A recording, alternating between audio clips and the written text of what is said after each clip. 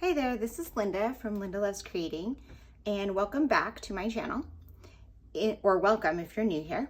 In this video, I'm sharing a little bit of a look at what I'm doing or what my approach is to One Little Word 2023 and where I am so far.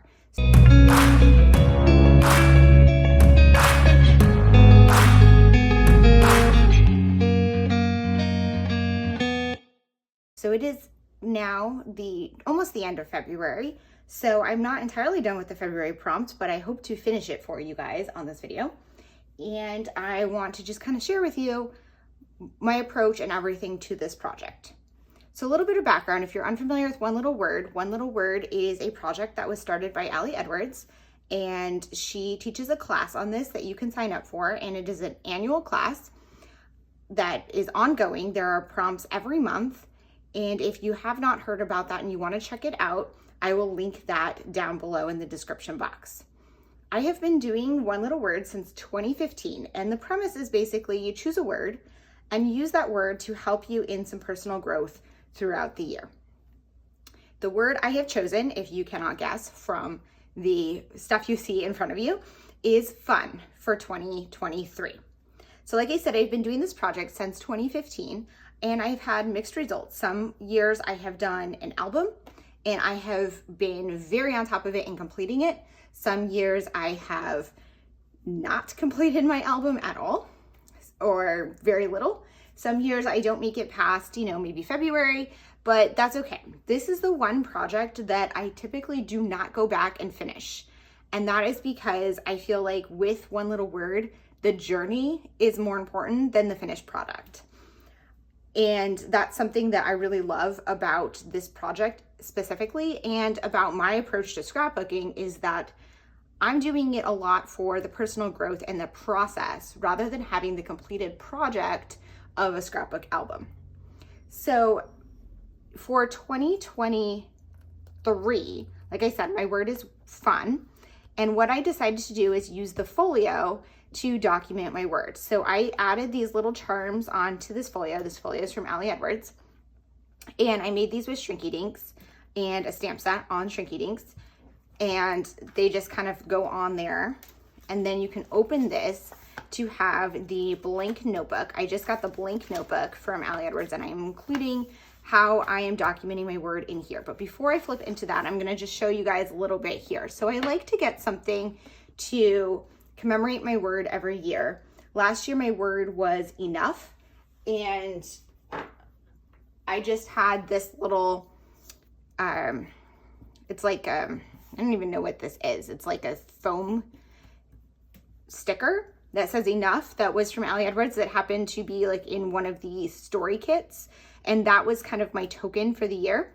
I also ended up purchasing a mug with the word enough on it.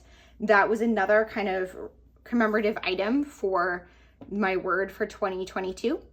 In the past, I have done plastic words, I have done art pieces, I have gotten prints that I put on the wall, just different things, but I like to mix it up every year. I don't do the same thing. So for 2023, I decided to get these letters that say the word fun, and these are from Mud Love, which is the same brand that I ordered the mug from for the word enough. And I just love them, and they sit on my shelf in my craft room, and they stand up like this, but I'm just having them lay down so you can see them on the camera.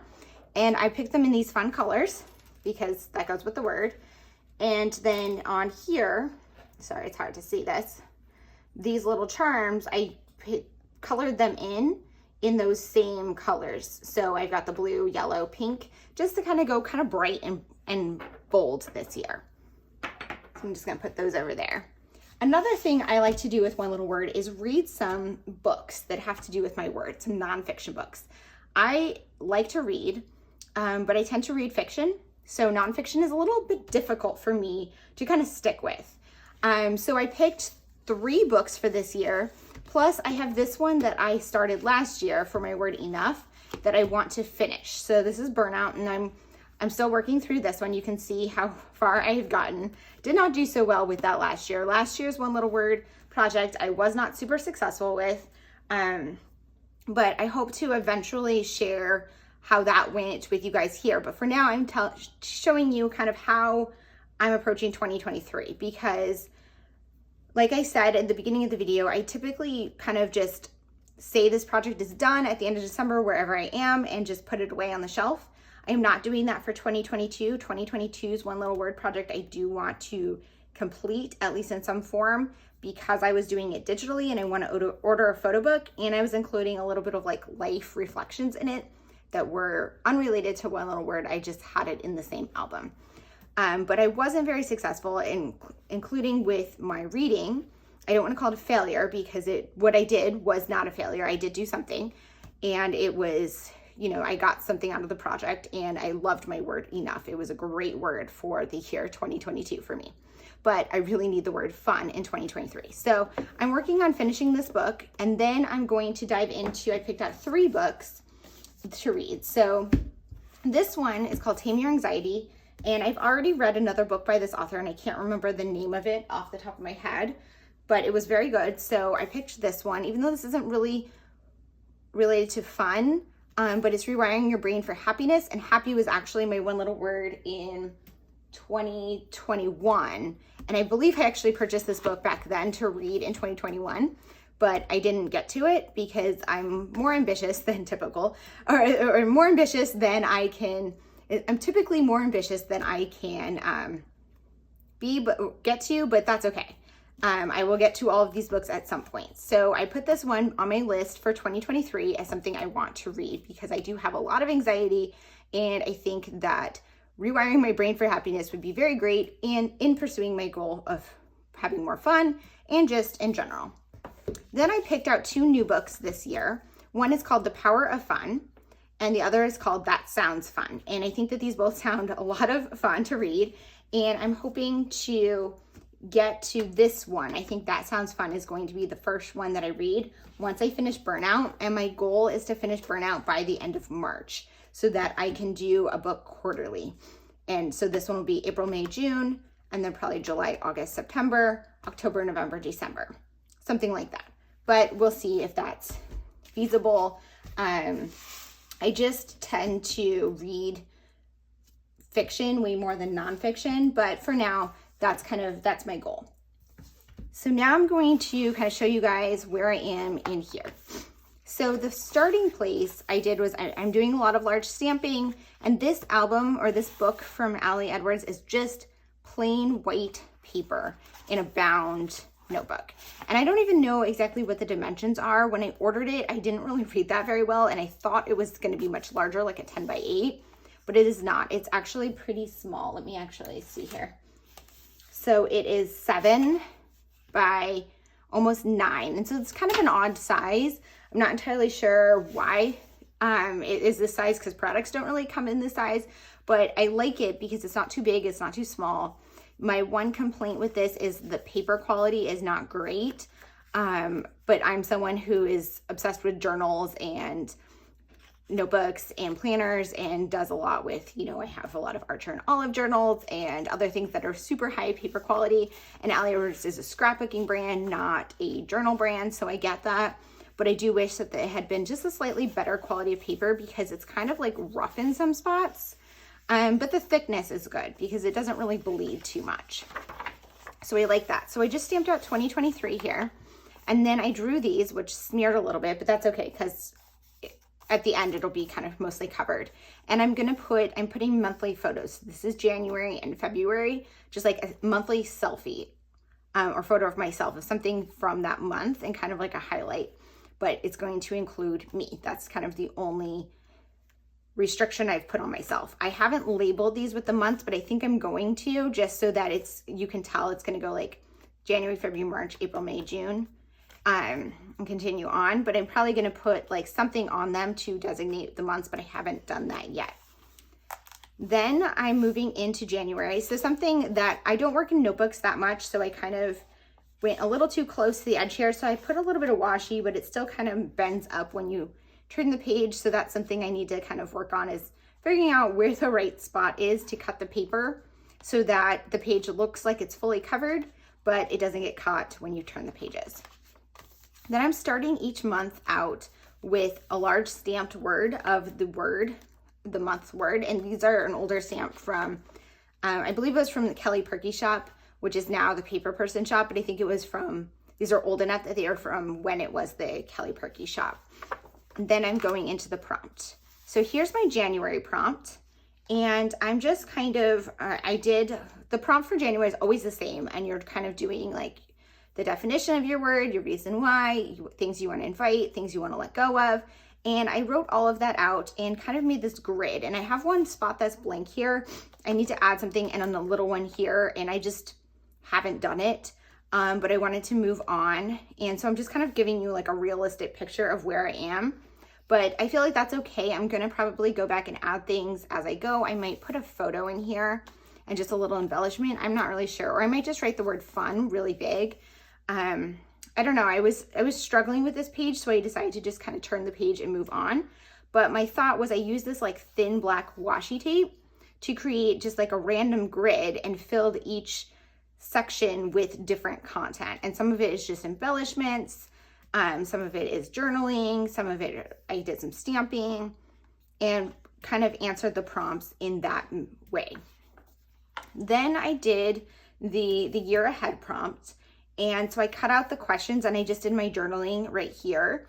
And just kind of wrote about just a little bit of reflections. And this is one of the things where like the paper quality was really getting to me because like my writing just doesn't look as good as it does on like Tomoe River paper or Archer and Olive paper. So that's something I kind of struggled with. And I think in the future, I might cut out some dot grid paper and stick it in here, which I think would kind of solve that problem and just kind of use this paper as like a base, which I think might actually look really nice.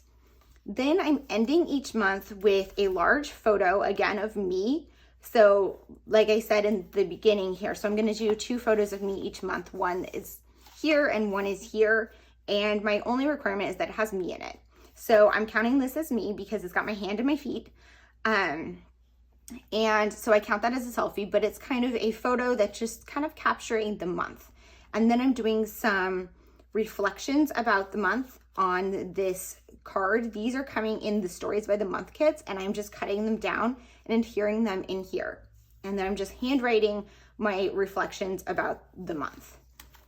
So then moving into February, see again, I had this issue of getting this to really fit in there. I kind of want to just like push it with this so that maybe it will stay down.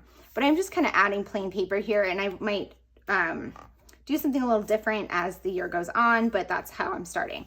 And then moving into February. So February is usually a vision board. And I love the vision board prompt. It's usually my favorite one during the year. And I was kind of disappointed to see that it had been switched up this year, but you know, sometimes you need to switch it up. And I know a lot of people don't like the vision board prompt. So I totally get where they wanted to switch it up and they're doing a manifesto prompt, but I had to still do my vision board. So here's my vision board for this year. I've done these pretty much every single year, and typically I just cut things out of magazines and adhere them down. This year I added a little bit of paint pen, some stickers, just to add a little bit more. And I've done that in the past too. I haven't done the paint pen, but I added just a little bit of decoration and made it just more, you know, my style from right now, and had a lot of fun with it. And then to wrap up February, so this is where I haven't done yet, I have my selfie here. And then I need to do my reflections, which I will do probably on the 28th and just kind of wait to do it. Or maybe I'll start it and leave some space in case something big happens at the end of the month. I don't like to do these before the last day. And then right here, I'm going to do the manifesto, which is the actual prompt for January or February.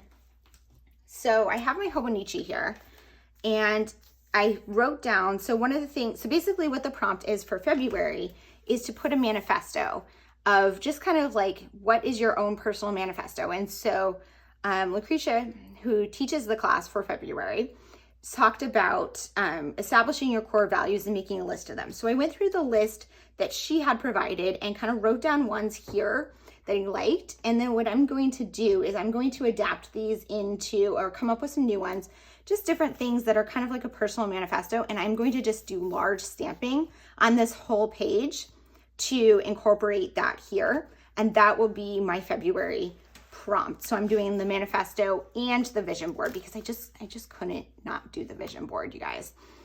But that is how I'm wrapping up February, and then I will be ready to go into March on the next page. So far I'm loving this, and my goal for this video is that I'm going to put this together and share it with you.